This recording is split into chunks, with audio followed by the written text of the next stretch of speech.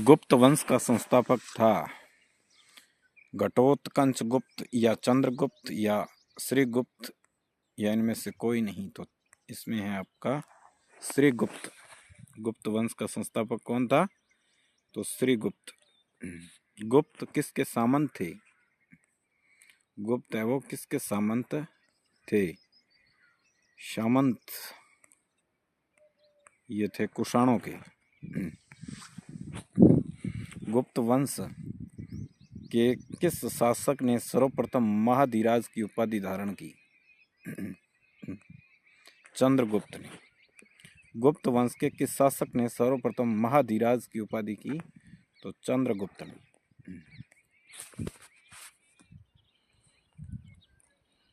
श्रीगुप्त कुषाणों के, चंद्रगुप्त। सूची 1 को सूची 2 में सुमेलित करना है। प्रयाग में कौन आया था? ए में 1 नंबर है। ए में 1 नंबर। तो ए में 1 नंबर प्रयाग कहाँ पर है? प्रयाग अपने आता है समुद्रगुप्त में। विल्सड विल्सड विल्सड है वो। बी में 2 नंबर। बी में विल्सड है वो, विल्सड बी। कुमारगुप्त। और सी में 3 नंबर मंदसौर लेख, यह स्कंदगुप्त द्वारा लिखा गया। इस प्रकार से है। और डी मंदसौर लेख। मंदसौर लेख गया वो वधुमर्मन। गुप्त शासक के दौरान निम्नलिखित में ऐसा व्यक्ति कौन था जो एक महान खगोल विज्ञान और गणितज्ञ था? आर्यभट्ट। गुप्त शासकों की सरकारी दरबारी भाषा थी संस्कृत। इतिहासकार V.A. स्मिथ ने किसकी विजयों से प्रभावित होकर उसे भारत का नेपोलियन कहकर पुकारा? समुद्रगुप्त को। गुप्त वंश का वह राजा कौन था जिसने हुणों को भारत पर आक्रमण करने से रोका? भारत को आक्रमण करने से रोका। गुप्त शासक या गुप्त शासन के दौरान निम्नलिखित में ऐसा व्यक्ति कौन था जो एक महान खगोल विज्ञानी और गणितज्ञ था? तो आर्यभट्ट। गुप्त शासकों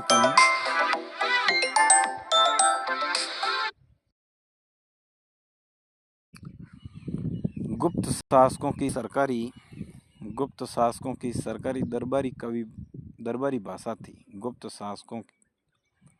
गुप्त शासकों की सरकारी या दरबारी भाषा थी। तो संस्कृत हो गई। इतिहासकार V.A. स्मिथ ने किसकी विजयों से प्रभावित होकर उसे भारत का नेपोलियन कहकर पुकारा? समुद्रगुप्त को। किसको? समुद्रगुप्त को। गुप्त वंश का वह राजा कौन था? गुप्त वंश का वह राजा कौन था जिसने हुणों को भारत पर आक्रमण करने से रोका? स्कंदगुप्त। गुप्त राजवंश किस लिए प्रसिद्ध था? कला एवं स्थापत्य कला के द्वारा। अजंता की कलाकृतियां किससे संबंधित थी? गुप्त काल से।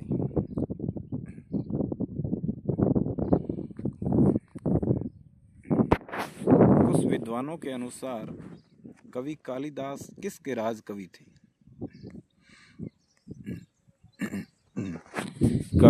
कुछ विद्वानों के अनुसार कवि कालिदास किसके राजकवि थे? समुद्र, चंद्रगुप्त और विक्रमादित्य। अजंता की जो चित्रकारी का विषय वस्तु है वो निम्न में से किससे संबंधित है? बौद्ध धर्म से। उत्तर गुप्त युग में जो विश्वविद्यालय प्रसिद्ध हुआ वह था नालंदा। वह नालंदा। एरन अभिलेख का संबंध किस शासक से है? एरन अभिलेख का संबंध है वो भानुगुप्त से है। किससे? भानुगुप्त से। फयान किसके शासन काल में भारत आया? फयान है वो चंद्रगुप्त के काल। चंद्रगुप्त द्वितीय, चंद्रगुप्त द्वितीय के शासनकाल में था। भारतीय संस्कृति का स्वर्ण युग है वो गुप्त काल है, गुप्त काल। फयान कहाँ का निवासी था? फयान है वो चीन का था। कहाँ था? चीन का। सेतु बंध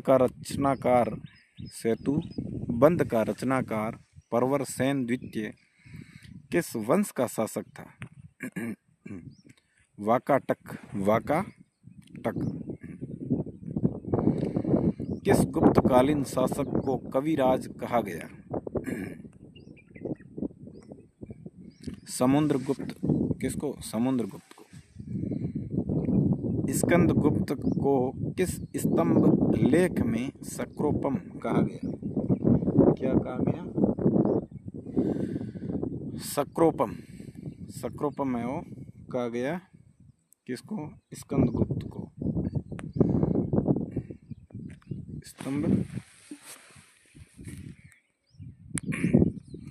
स्कंदगुप्त को किस स्तंभ लेख में सक्रोपम कहा गया? स्कंदगुप्त को किस स्तंभ लेख में सक्रोपम कहा गया? कहोम स्तंभ लेख से। कहोम स्तंभ लेख से।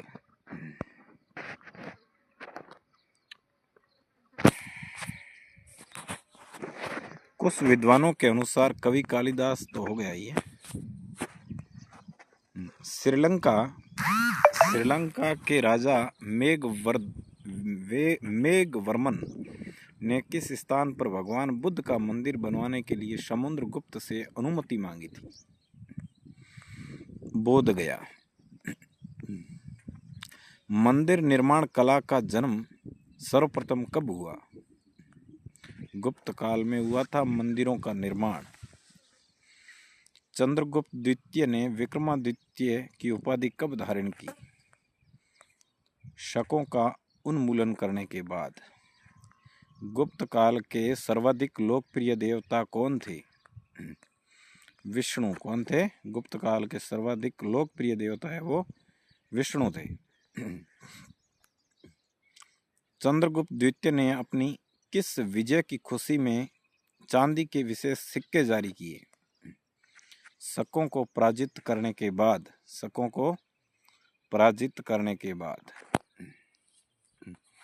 मेहरौली है वो दिल्ली में स्थित लौह स्तंभ का निर्माण किस सदी में हुआ? ये हुई थी 4वीं सदी ईस्वी पूर्व में। फयान और हेनसांग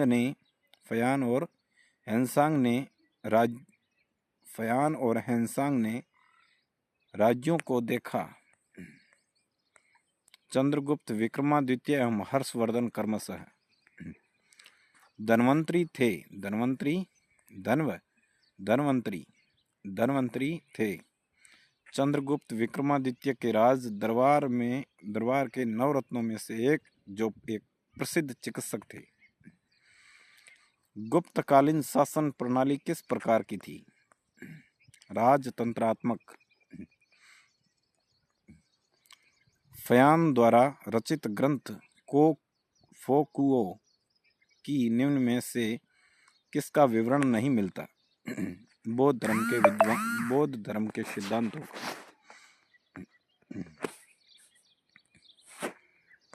अब आपका था चौथा सेट। गुप्त स्थापत्य कला का सर्वोत्कृष्ट मंदिर निम्न में से कौन है?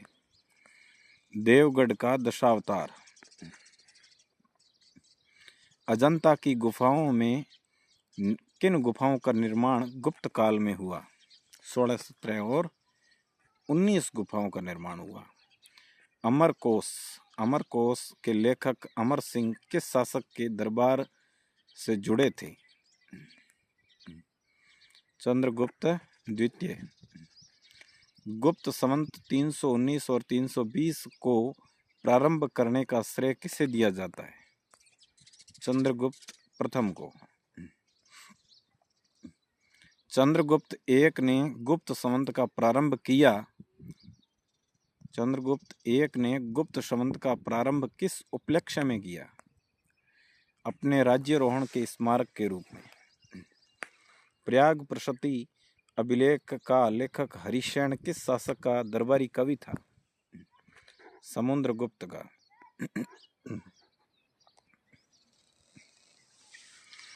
गुप्त काल को प्राचीन भारत का क्लासिकल युग क्यों कहा जाता है? क्लासिकल युग